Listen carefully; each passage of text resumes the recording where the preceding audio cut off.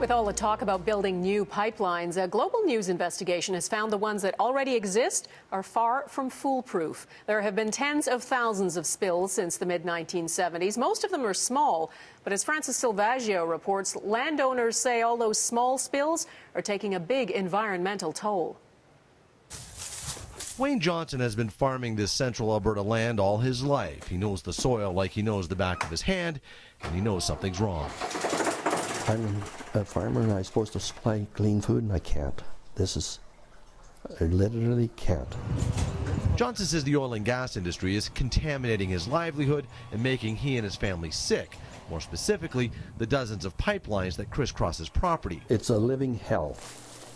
According to Alberta's energy regulator, there have been 39 spills on Johnson's farm in the last 37 years, the equivalent of 45 barrels of oil. That's the stuff that come down the river at us. Last June, the Plains midstream pipeline sprung a leak upstream from Johnson's farm, flushing nearly 3,000 barrels of crude into Jackson Creek, ultimately flowing into the Red Deer River and threatening the water supply of a central Alberta community. It was unreal, the amount of crap that was coming down that river. While spills as big as the Plains midstream are rare, spills themselves are not. According to the Energy Resources Conservation Board, there have been more than 28,000 oil pipeline-related spills and another 31,000 incidents involving other substances, for a grand total of more than 60,000 spills since 1975. It does seem like a large number in and of itself.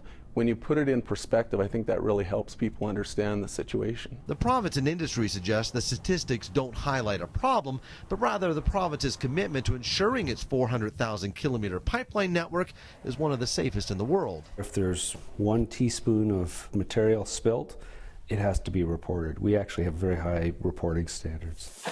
New legislation will increase fines to ensure the industry works harder, something pipeline officials say is already happening. The thoroughness of the standards and the technologies being deployed today are better than ever, and they'll continue to get better.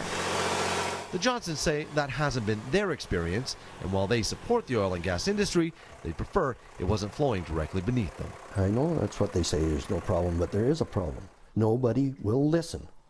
That's all there is to it. Francis Silvaggio, Global News, near Sundre, Alberta.